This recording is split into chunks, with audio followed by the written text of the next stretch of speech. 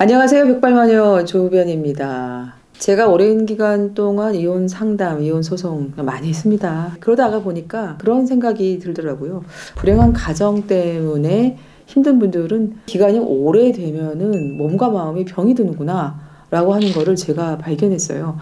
가장 대표적인 게 이제 우울증, 불안장애, 공황장애 이런 것들은 정도의 차이가 있을 뿐이지 대부분 갖고 계시고요. 정신만 영향을 받느냐? 그렇지 않습니다. 당연히 몸도 병이 납니다. 실제로 심장 질환이 생기는 분도 꽤 많이 있고, 또 어떤 분들은 제가 남편 생각만 하면은 가슴이 뛰어서 살 수가 없는데 병원에 가서 검사를 하면 정상이에요. 이런 경우도 많이 있고, 또 두 번째 탈이 잘 나는 부분들이 위장이에요. 소화가 안 된다. 스트레스 때문에. 이런 분들 꽤 많이 만났습니다. 제가 어떤 댓글에 보니까 제가 암 걸린다 했더니 과장이다. 그게 근거가 뭐가 있냐. 이렇게 말씀을 하시는데 저한테 암 수술 하시고 이혼 소송 부탁하러 오시는 분들이 꽤 있었습니다. 저는 암 걸릴 수 있다고 생각해요. 자, 그래서 저는 이제 경험적으로 몸과 마음은 연결돼 있고 마음의 스트레스가 곧 질병을 가져온다. 이렇게 생각하는데 그래서 저는요.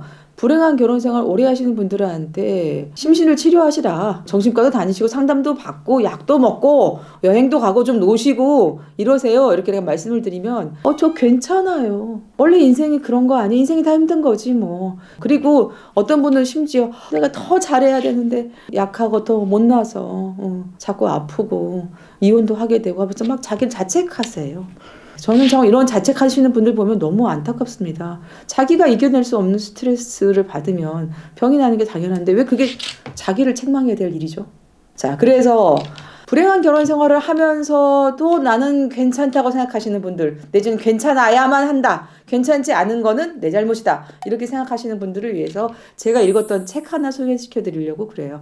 불행은 어떻게 질병으로 이어지는가? 어린 시절의 트라우마가 신체 건강에 미치는 영향. 이게 부제입니다. 작가는 누구냐면 네이틴 버크 해리스라는 미국 여성이고 소아과 의사예요. 샌프란시스코의 아주 가난한 동네에 가서 소아과 진료소를 열어요. 그래서 이 저자가 가난한 동네에 가서 소아과 진료소를 하면서 깨닫는 게 있어요. 힘든 일을 겪은 아이들이 질병에 걸리는 확률이 훨씬 높더라, 평균보다. 어떤 연관관계가 있는 걸까? 이 의문을 해결하는 과정에서 이 저자가 아동기의 부정적인 경험, 특히 가정에서의 부정적인 경험, 이것이 성인이 된 후에 심장질환, 암, 자가면역질환과 같은 이런 심각한 질환들의 발병률을 높인다라는 사실을 검증을 해냅니다. 이 책을 이제 보시면 이게 의학적인 설명도 많고 또 난해한 부분들이 좀 있어서 끝까지 쭉 읽기는 좀 어려우실 수도 있는데 그래서 제가 그 중에서 한 가지 사례를 소개시켜 드릴까 해요. 샬린이라고는 20대 초반의 미혼모 얘기가 나와요.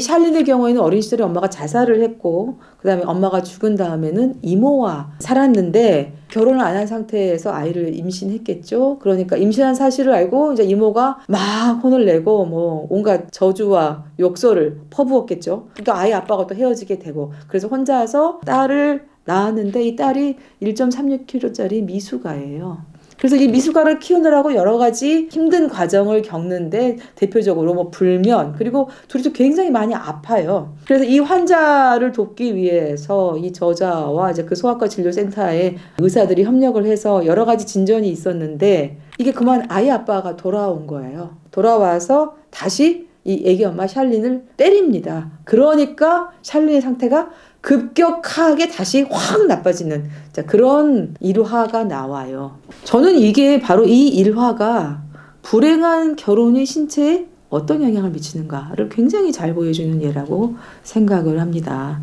이 책에 보면 에이스 점수라는 게 나오거든요. 에이스 점수가 무슨 말이냐면 아동기에 얼마나 부정적인 경험을 했느냐. 범주가 10가지가 있습니다. 1번은 정서적 학대, 신체적 학대, 성적 학대. 그다음에 4번이 신체적 방임, 5번이 정서적 방임, 6번이 가정 내 약물 남용, 여기에는 알코올 중독이 포함됩니다. 그 다음에 7번이 가정 내 정신질환, 그 다음에 8번이 뭐냐면 어머니가 폭력을 당하는 걸 목격한 것, 그 다음에 9번이 부모의 이혼 또는 별거, 그 다음에 10번이 가정 내 범죄 행위. 자, 이 10가지의 범주가 있습니다. 그래서 이 에이스 점수가 높은 사람이 에이스 점수가 낮은 사람에 비해서 치명적인 질환에 걸릴 가능성이 훨씬 높다. 자, 뭐 그런 건데, 자, 이 책 자체는 아동기의 트라우마가 성인이 된 다음에 건강에 어떤 영향을 미치느냐. 그냥 그게 주제이긴 한데요.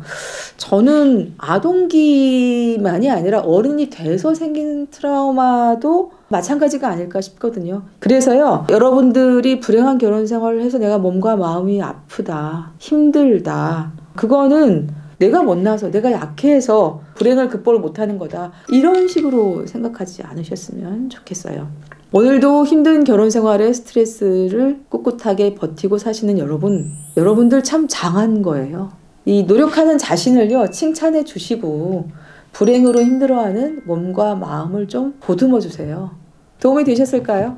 더 궁금하신 분들은요, 이 책을 한번 읽어보시면 불행과 질병의 관계를 좀 더 정확하게 이해하실 수 있지 않을까 싶네요. 도움이 되셨으면 좋겠어요. 안녕.